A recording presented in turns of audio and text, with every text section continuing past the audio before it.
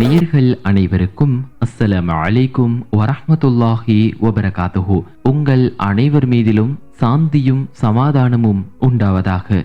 இன்றைய உண்மை உதயம் நிகழ்ச்சியில் விமானத்தை கண்டுபிடித்த முஸ்லிம் விஞ்ஞானியை பற்றிய வரலாற்று தொகுப்பினையே இன்றைய நிகழ்ச்சியில் உங்களோடு நாம் ஆராய்கின்றோம். மனிதன் நடக்க கற்றுக்கொண்ட போதே வானத்தை அண்ணார்ந்து பார்த்து பறக்க வேண்டும் என்று கனவு கண்டான் என கூறுவார்கள். வரலாற்றில் இதற்கு பல ஆதாரங்கள் காணப்படுகின்றது.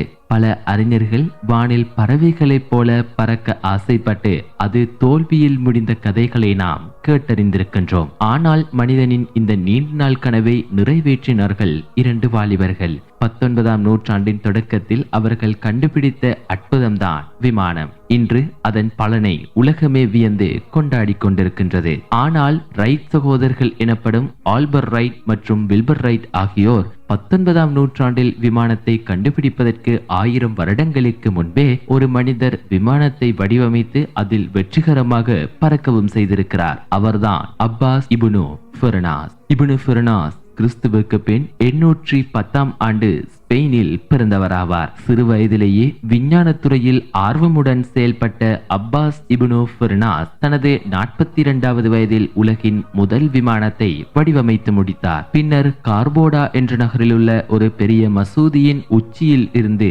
விமானத்தோடு குதித்து பறக்க முயற்சி செய்தார். ஆனால் அவரின் இந்த முதல் முயற்சி தோல்வியில் முடிந்தது. அந்த விமானம் பறப்பதற்கு ஏதுவாக இல்லாததால் விமானத்தோடு இப்னு ஃபிர்னாஸ் கீழே விழுந்து சில காயங்களோடு உயிர் பிழைத்தார். ஆனாலும் தனது முயற்சியை இடைவிடாது தொடர்ந்த அப்பாஸ் இப்னு ஃபிர்னாஸ் முதல் விமானம் தோல்வியடைந்தமைக்கான காரணத்தை கண்டுபிடித்தார். பின்னர் அக்காரணங்களை எல்லாம் சரி செய்து தனது 2வது விமானத்தை தயார் செய்ய ஆரம்பித்தார். இந்த முறை மரக்கட்டைகளுடன் சில்க் துணியையும் கழுகின் இறக்குகளையும் இணைத்து விமானத்தை வடிவமைத்து முடித்தார். கிறிஸ்துவுக்கு பின் 875ஆம் ஆண்டு ஜபலுல் அரூஸ் மலை மேல் ஏறி தனது விமானத்தோடு நின்றார். அவரது இந்த முயற்சியை காண மிகப்பெரிய மக்கள் கூட்டம் குழுமியிருந்தது. காரணம், அன்றைய தினம் ஒருவர் வானில் பறப்பதை அனைவரும் அதிசயமாக காண வந்திருந்தனர். அப்பாஸ் இப்னு ஃபிர்னாஸ் தனது விமானத்தோடு பறப்பதற்கு தயாரானார். எல்லாம் நலமாகவே உள்ளது. நான் எனது விமானத்தின் இறக்கைகளை பறவைகளைப் போலவே மேலும் கீழுமாக அடிக்கிறேன். நான் இப்போது என்னை ஒரு பறவையாகவே உணர்கிறேன். வானில் பறந்துவிட்டு பத்திரமாக உங்களிடம் திரும்ப வருகிறேன் என்று கூறிவிட்டு தனது விமானத்தோடு மலையில் இருந்து கீழே குதித்தார். வெற்றிகரமாக பறக்கவும் ஆரம்பித்தார். அவர் வானில் பறந்ததை கண்ட அந்த மக்கள் வியப்பில் ஆழ்ந்தனர். நீண்ட நேரம் பறந்து தனது கனவை நிறைவேற்றிக் கொண்ட அப்பாஸ் இப்னு ஃபிர்னாஸ் தரையிறங்க முயற்சிக்கும் போது அவரது விமானம் விபத்துக்குள்ளானது. வேகமாக வந்து தரையில் மோதியதால் அவரது முதுகுத்தண்டு உடைந்தது. முதுகுத்தண்டு உடைந்தமையால் இனி அவரால் வானில் பறக்க முடியாத ஒரு சூழல் உருவாகியது.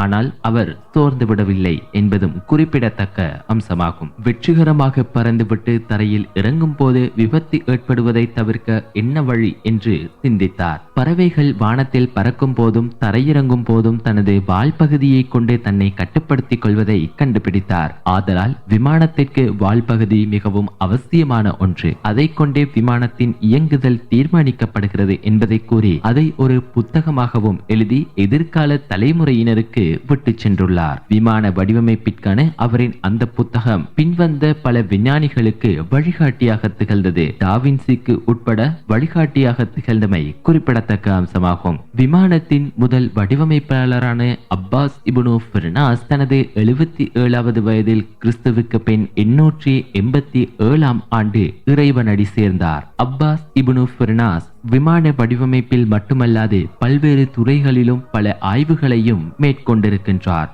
மருத்துவத்துறை, தற்காப்புத்துறை, எழுத்தாற்றல் துறை என பல்வேறு துறைகளிலும் அப்பாஸ் இப்னு ஃபிர்னாஸ் சிறந்து விளங்கியுள்ளார் என்பதும் குறிப்பிடத்தக்க அம்சமாகும். நல்லது நேயர்களே, இத்தோடு இன்றைய உண்மை உதயம் நிகழ்ச்சியை நிறைவு செய்து கொள்கின்றோம். மீண்டும் மற்றொரு சுவாரஸ்யமான தகவலோடு அன்பின் நேயர்கள் உங்கள் அனைவரையும் சந்திக்கும் வரை சலாம் கூறி விடைபெறும் நான் MAM முத்தய்யிப். நேயர்களுக்கு வஸ்ஸலாமு அலைக்கும் வரஹ்மத்துல்லாஹி வபரகாத்துஹு.